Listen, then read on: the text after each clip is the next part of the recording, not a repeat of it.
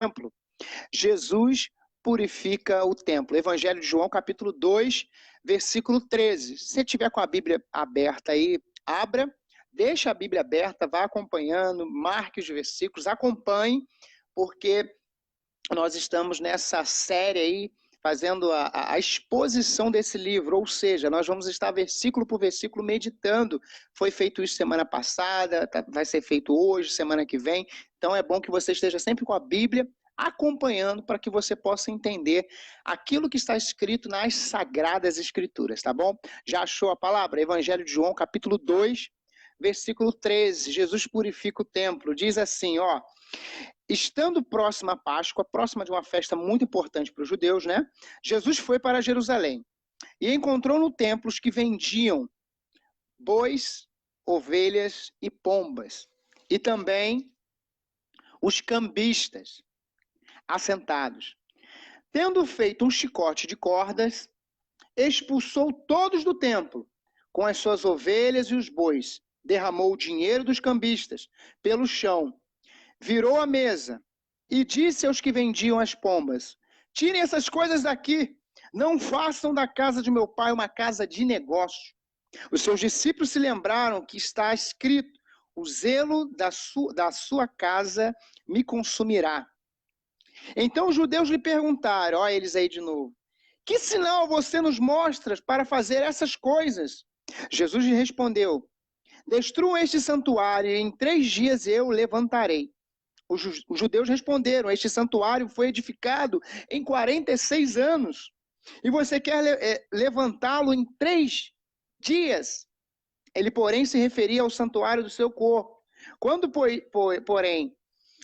pois, Jesus ressuscitou dentre os mortos, os discípulos dele se lembraram que ele tinha dito e creram na Escritura e na palavra de Jesus. E aí o texto segue um pouquinho, para a gente terminar esse capítulo 2. Vamos lá. Estando Jesus em Jerusalém durante a festa, um outro momento. Primeiro foi antes da festa, perto da festa, agora na festa da Páscoa. Muitos creram em seu nome quando viram os sinais que ele fazia, mas o próprio Jesus não confiava neles, porque conhecia todos. Então, não precisava que alguém lhe dissesse testemunho a respeito das pessoas, porque ele mesmo sabia o que era a natureza humana. Não é muito diferente de hoje, né? Senhor, obrigado pela tua palavra. Pedimos que, ó Deus, a tua palavra venha penetrar em nossos corações e transformar as nossas vidas. Em nome de Cristo Jesus, amém e amém. Jesus purifica o templo. A gente chegou nesse momento importante do ministério de Jesus. A gente tem visto semana após semana como tudo se iniciou. O evangelista João narrando o ministério de Jesus, todo aquilo que ele começou a fazer. Ele começou a falar de João Batista, e a gente já viu semana passada a questão do primeiro milagre, o primeiro sinal, e essa palavra sinal acontece, foram pelo menos 7 sinais, ou 7 milagres de Jesus, acerca do seu poder, de quem ele era, revelando a sua divindade, revelando que ele era Deus. Jesus já tinha visitado o templo, com certeza na sua infância. A gente vê isso em outros evangelhos, narrando que Jesus estava no templo, ainda pequeno, e ali ele conversava com os doutores da lei, isso na sua infância. Não era a primeira vez que ele estava indo ao templo, e nesse momento em especial ele foi ao templo. O versículo 13 que a gente leu fala do contexto que era o momento onde estava se aproximando a festa da Páscoa. Uma festa muito importante para os judeus, porque eles se lembravam, o objetivo da festa era lembrar os feitos de Deus, aquilo que Deus fez, o livramento, quando Deus tirou o povo do Egito, através de um sangue, né, através do poder de Deus. Deus disse o seguinte para o seu povo: olha, vocês devem colocar nas portas, nos umbrais lá, né, o sangue do animal, o sangue de um cordeiro puro, e onde tiver esse sangue não haverá morte, e não houve morte. Então os judeus, eles tinham um mandamento, um princípio de estar celebrando essa festa. Tinha pelo menos 3 festas anuais que todo judeu, em especial os homens, eles tinham que estar lá em Jerusalém. A festa da Páscoa, do Pentecoste e dos Tabernáculos. Eram festas que Deus instituiu. Deus, ele disse para o seu povo, deixou registrado, Moisés deixou, era um princípio do povo. E na verdade, a gente pode perceber que era um compromisso do povo, e em Êxodo fala sobre isso, Êxodo 23, de 14 a 19, se você quiser anotar, Êxodo 23, do 14 a 19, e Levítico também fala dessa lei. Só que, quando Jesus chegou ali, essa era algo para ser algo maravilhoso, era para ser algo de uma festa, era para ser uma celebração. Olha, estamos celebrando ao Senhor, agradecidos ao Senhor pelo aquilo que Ele fez na vida do seu povo, na nossa vida, na vida dos nossos antepassados, dos nossos pais. Só que Jesus identificou algumas coisas importantes que estavam acontecendo no templo. Estava sendo vendido animais, pombas, aí você talvez pergunta assim, ué, o que é isso, né? Animais, pombas, bois, tudo, na verdade, ali, os animais, eles deveriam ser levados, né, como uma oferta de sacrifício. Só que o texto vai dizer que havia cambistas, ou seja, tinha aqueles homens que estavam ali vendendo. Havia um monopólio, haviam homens que estavam lucrando muito com a fé das pessoas. A gente vai começar a entender mais. Estavam lucrando ali no templo. Antes das pessoas entrarem, os animais eram vendidos, então tinha um comércio ferrenho funcionando. E Jesus se aproximando do templo, ele ficou observando aquele movimento todo. Vendas e mais vendas, e os homens estavam ali motivados para ganhar dinheiro. Então tinha muitas pessoas que ganhavam dinheiro, os líderes religiosos. Haviam cambistas, né, empregados.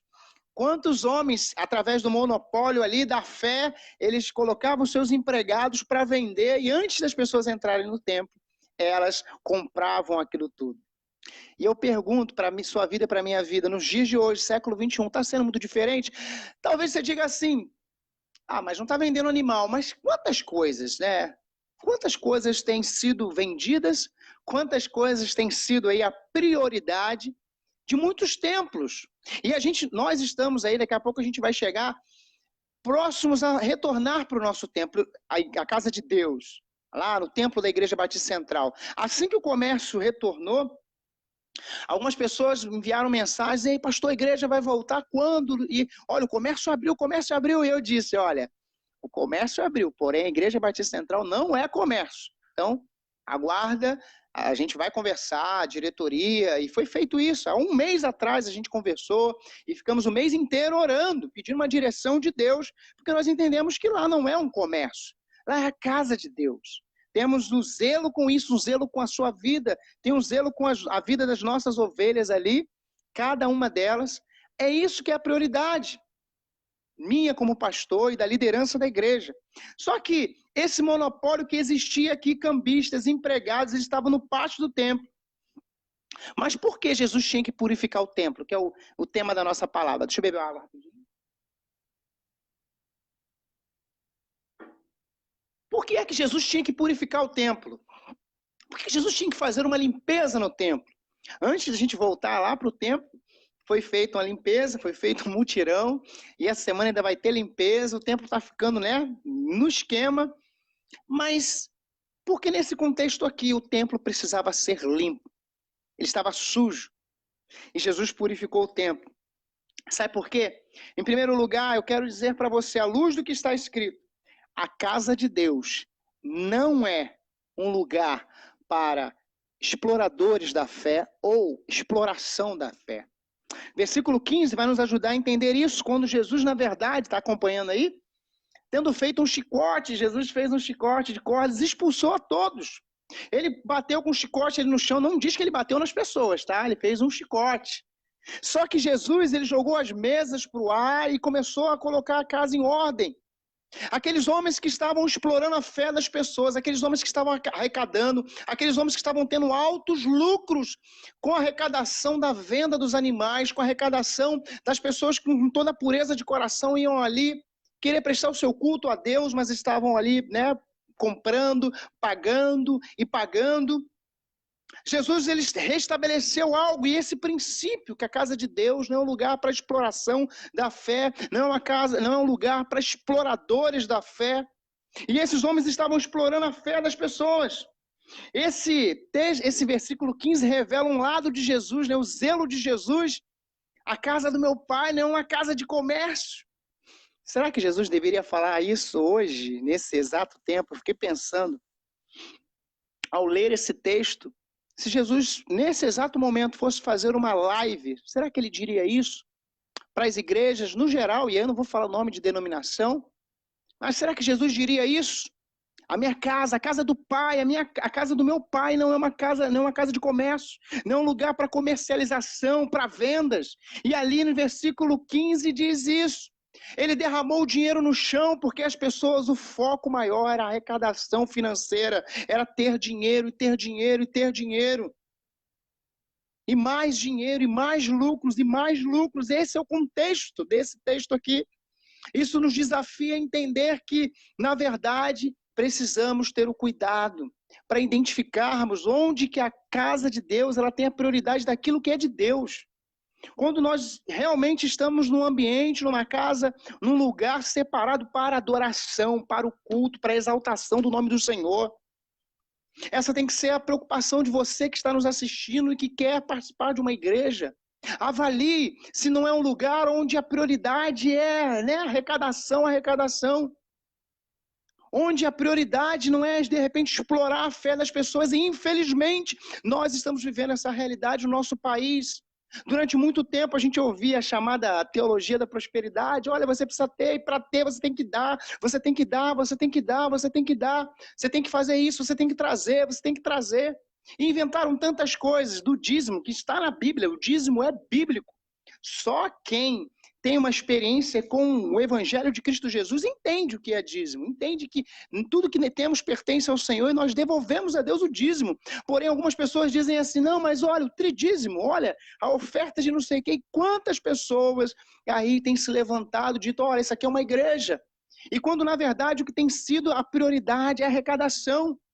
A Igreja Batista Central, a nossa igreja, ela existe há 64 anos. Há 64 anos, e a gente colocou esse ano como tema 64 anos edificados na palavra. Precisamos ser o povo da palavra, que lê a palavra, que estuda a palavra, que vive a palavra, que se alimenta da palavra. Nós não podemos ser levados por coisas como muitos desses homens que vinham com o seu coração, olha, eu quero ir lá. Eles tinham que levar um animal lá, uma oferta, só que ao chegar lá, não, isso aí não presta não, olha, a gente tem algo melhor aqui para você. E eles pagavam tributos, eles compravam aquilo que aqueles homens que tinham monopólio da fé. Olha o que a gente está aprendendo aqui com o evangelista João, olha a realidade do que ele está falando. Não parece os dias de hoje? Não parece que ele está falando para agora, de manhã, quando essa mensagem eu já tinha estudado, já tinha aprontado desde sexta-feira. Mas hoje, quando eu estava lendo o sermão aqui, eu disse, meu Deus, eu não tinha tido esse entendimento na sexta, mas hoje ao ler eu falei, parece que foi escrito agora. Parece que o evangelista João narrou o fato ali que Jesus estava dizendo para aqueles homens, algo que parece que foi agora, cedo, pela manhã, ele viu aquilo ali, a atitude de Jesus, e Jesus ele foi radical, dizendo, olha, a casa do meu pai não é casa de negócio.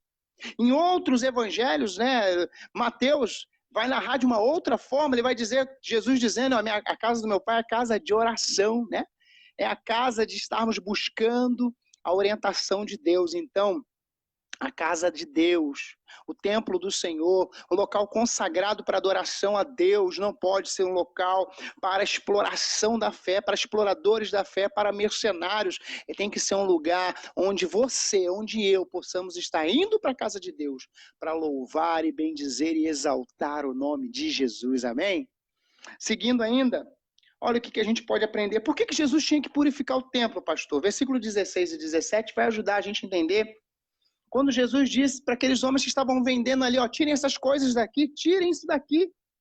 E aí o versículo 17 vai dizer, você está lendo aí, acompanhando, que os discípulos, eles ficaram maravilhados, eles ficaram olhando a atitude de Jesus assim. Uau, olha o que ele está fazendo. E aí eles vão dizer, faz uma citação, eles lembraram de Salmo 69:9, que diz, olha, o zelo da casa me consumirá, ou seja, o cuidado da minha casa, o cuidado da casa do Pai. Jesus, ele zela pela casa de Deus. Jesus tem zelo pela casa, pelo local consagrado, tem zelo pelaquele templo que está ali, na Pinto Lira. O templo da Igreja Batista Central e qualquer igreja que a base da igreja é o quê? o evangelho de Cristo Jesus. Ele tem zelo. Zelo pela sua casa. O que é zelo? É cuidado. Jesus, ele tem cuidado com a casa do Pai.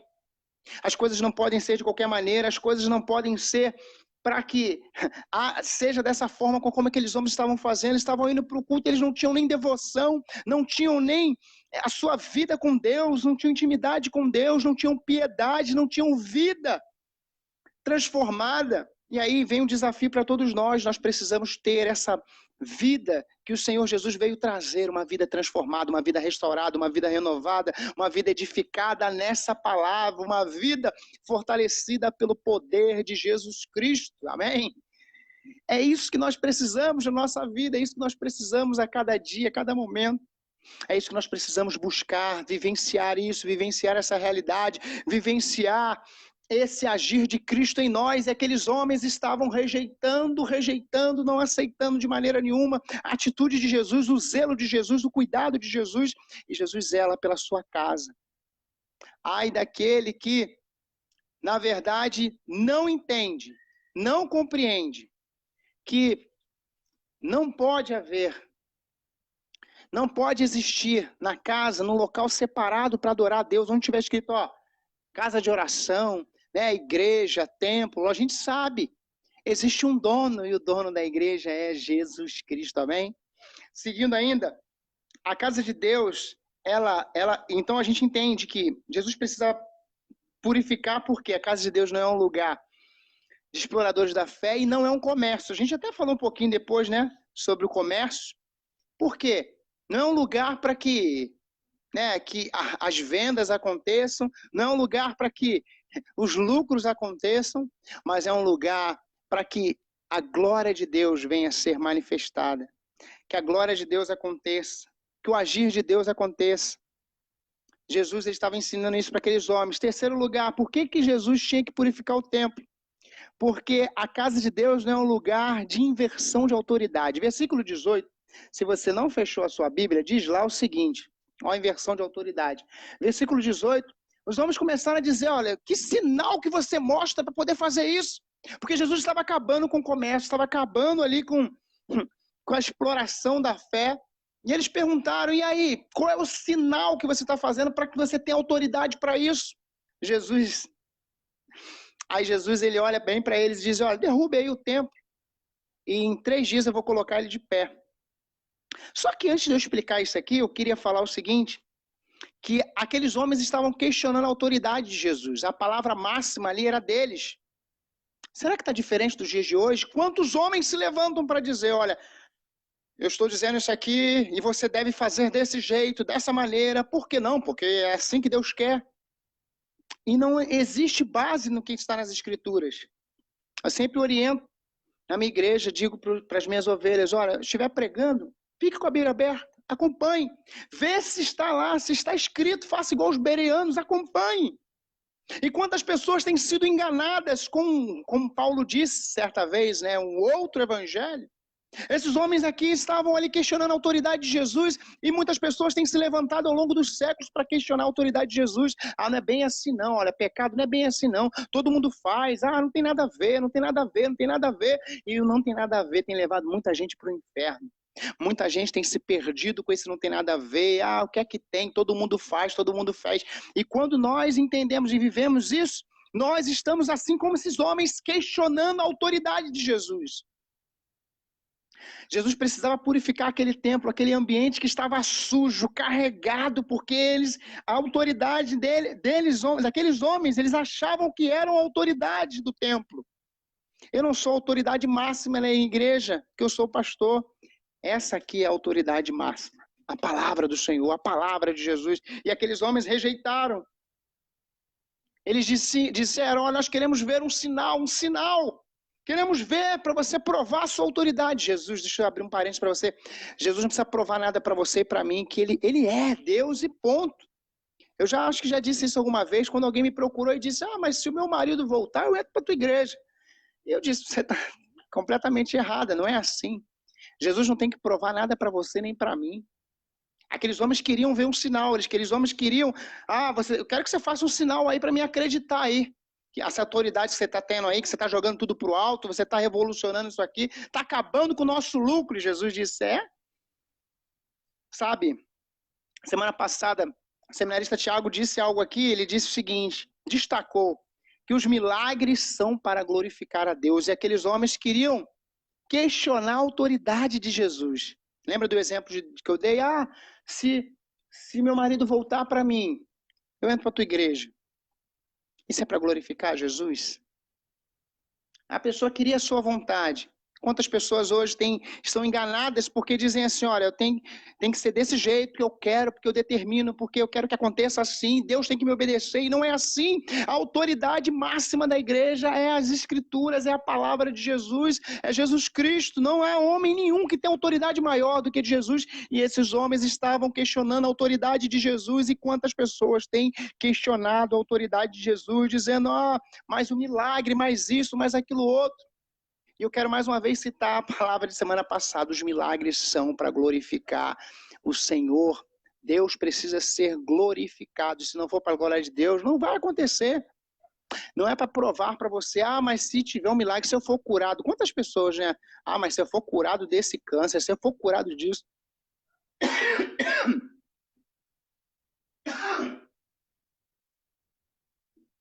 Curado da tosse. Sabe?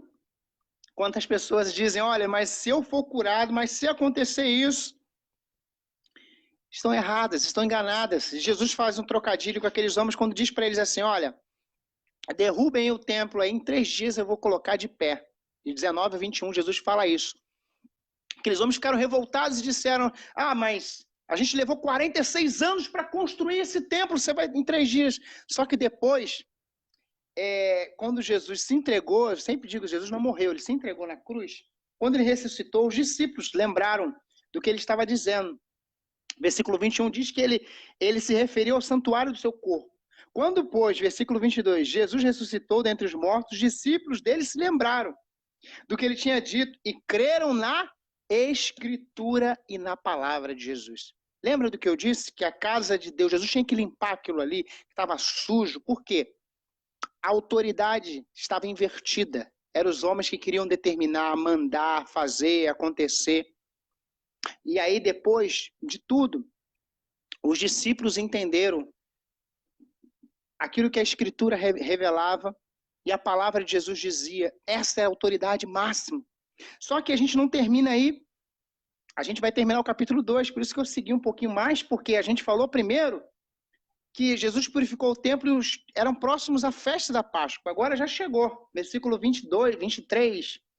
Estando ainda Jesus em Jerusalém durante a festa, agora já começou a festa, tinha acabado esse cenário, esse acontecimento.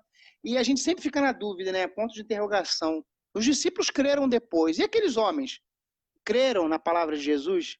Se submeteram à autoridade de Jesus? O que você acha? Hoje as pessoas estão dispostas a se submeter à autoridade de Jesus? Elas vão vivenciar isso de não inverter a autoridade, em vez de, olha, o homem, eu que faço, é assim, é desse jeito e acabou, todo mundo tem que me obedecer. Quantos líderes fazem isso? Quantas pessoas se colocam, né? Olha, eu sou um ungido de Deus e eu estou falando, você tem que me obedecer. E eu digo para você, toda vez que você ouvir uma pregação, olha, eu quero ver o que a palavra tem a dizer para que eu possa obedecer. Não é a palavra do pastor, mas é a palavra do Senhor Jesus, porque ele tem a palavra final, ele tem autoridade sobre as nossas vidas, sobre a sua igreja, a igreja de Cristo. Versículo 22 e 23 vai dizer que Jesus fez muitos sinais. Viu que inicialmente os homens perguntaram os sinais, eles não entenderam quando Jesus falou de templo, estava falando do seu corpo, que ele ia ressuscitar. Vocês podem me matar, mas eu vou ressuscitar, vou vencer a morte. Eles não entenderam isso. Só que os versículos finais aí, para a gente completar o capítulo 2, diz que Jesus ele fez muitos sinais. Mas muitos acreditaram, ouviram ali por causa dos sinais. Opa, eu quero ver o sinal, eu quero ver o milagre, eu quero ver o milagre. Mas muitos não estavam com o coração inteiro diante do Senhor.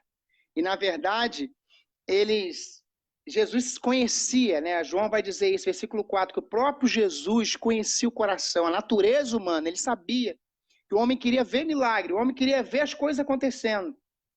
Os homens queriam ver os sinais.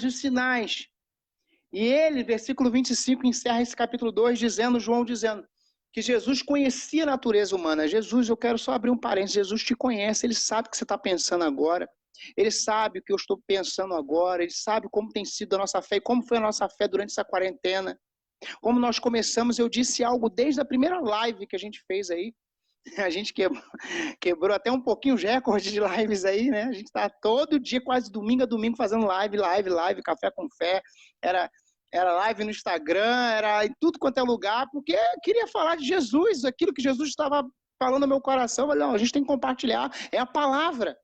E até algumas vezes eu brinquei, se deixasse a gente ficava o dia todo mesmo. Tamanho é a alegria, né? A quantidade de alegria que o nosso coração se enche quando nós nos alimentamos da palavra. A gente tem que compartilhar.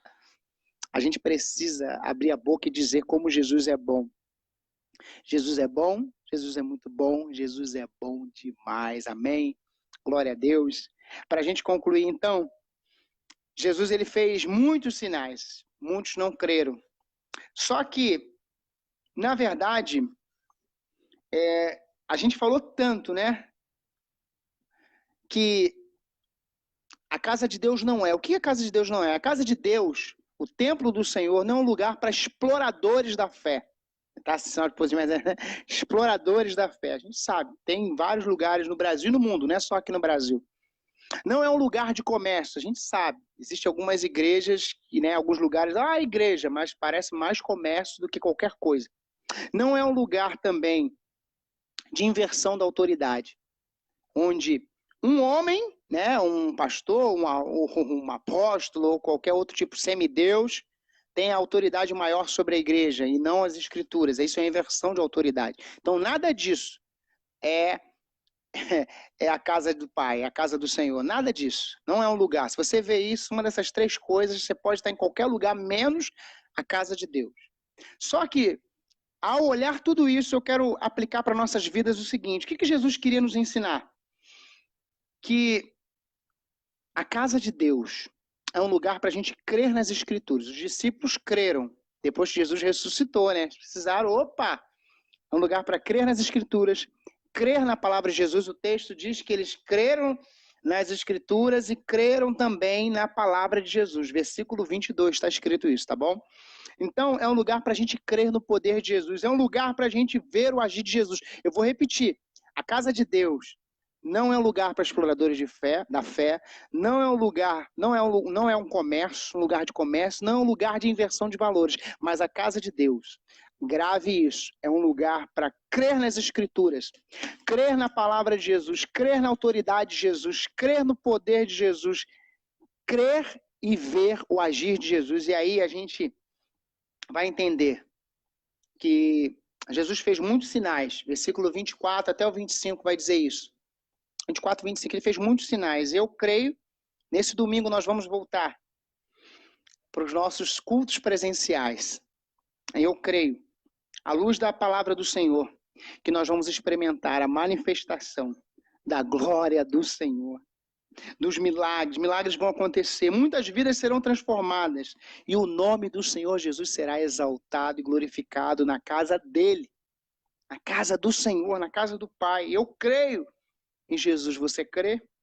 Você crê nisso?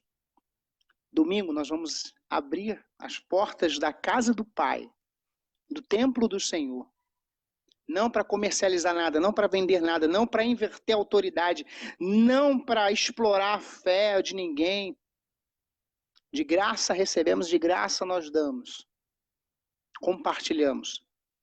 Mas no domingo, e a partir desse domingo também, né, na casa do Pai, vamos experimentar tudo isso. Os sinais que Jesus fez ali no meio daquele povo, Jesus fará muitos sinais, eu creio. Muitas vidas serão transformadas pelo poder de Jesus, muitas famílias serão restauradas, muitos lares serão restaurados, muitas pessoas vão chegar ali para aquele local, porque é um local separado, para honrar e glorificar o nome do Senhor. Não é um lugar para, é o pastor ali, porque o pastor é importante, não, porque o irmão lá é importante, não, importante na igreja, nossa igreja, na Igreja Batista Central em Duque de Caxias. Quem é importante é Jesus. A autoridade é de Jesus, o poder de Jesus, o agir de Jesus, a vontade é de Jesus, tudo É por Ele, e para a glória dEle. E nesse domingo nós vamos estar na casa do Pai. Viu como eu fiquei hoje, né, pensando. A gente está desde o capítulo 1, a gente conseguiu fechar o capítulo 2 hoje. Estamos expondo aí os versículos. Parece que foi planejado, né, para trazer essa mensagem falando do templo, numa época que a gente vai voltar para o templo, para a casa do Pai. Mas não foi planejado por mim, foi planejado pelo Espírito Santo de Deus.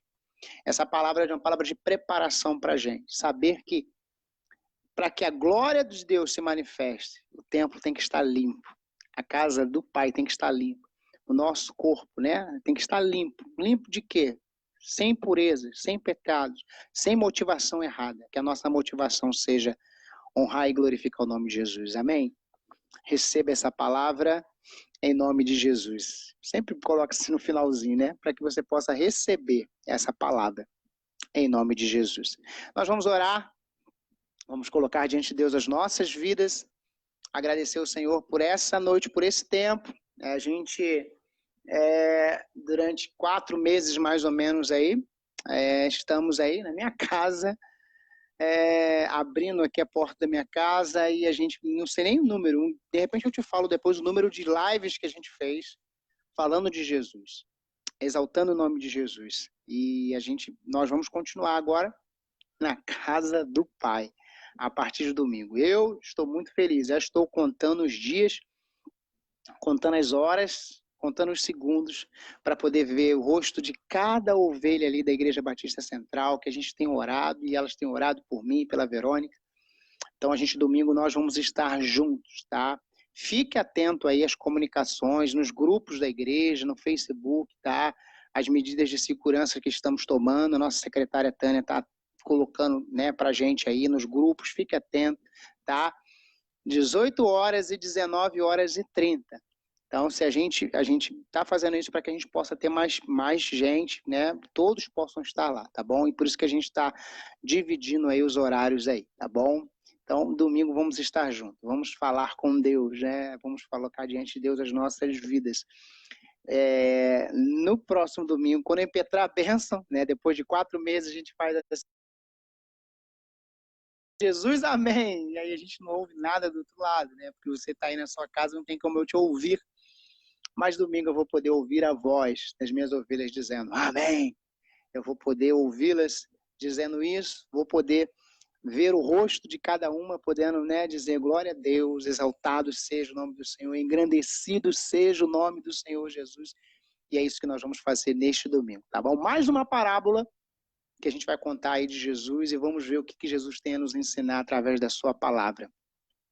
Somos a igreja da palavra, amamos essa palavra, nos alimentamos dessa palavra, porque é essa palavra que nos deu forças para ficar 4 meses aí, com todas as palavras de derrota que tinha na televisão, na internet, tudo quanto é lugar, né? Nada, tudo que falavam que ia acontecer, não foi, claro, teve muita notícia ruim, mas não foi o que estavam falando.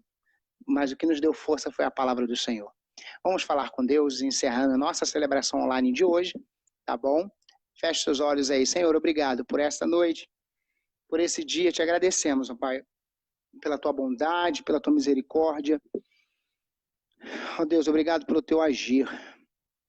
Obrigado pela tua palavra.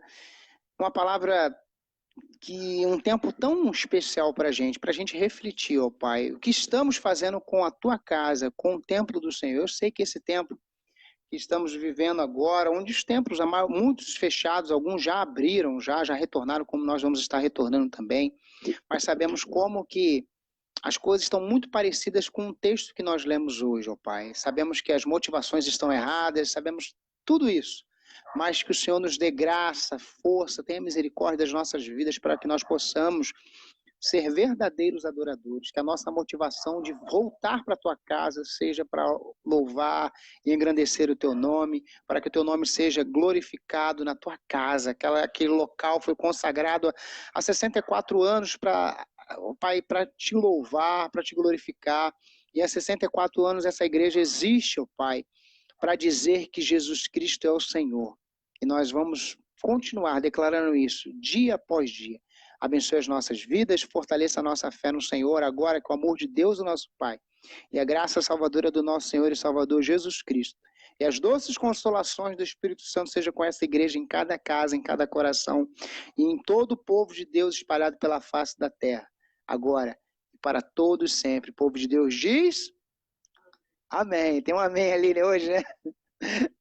Dê um amém aí na sua casa aí, tá? Domingo eu quero ouvir o seu amém, tá? O seu glória a Deus lá com força, com energia, porque é muito tempo, né, que a gente está distante, nós vamos estar na casa do Pai. Meu coração está transbordando de alegria e mais alegre ainda de poder ver você no domingo, né? Já ia falar para te dar um abraço. Abraço por enquanto não dá, mas a gente vai poder estar juntos, no mesmo local, na casa do Pai. Forte abraço, que Deus te abençoe.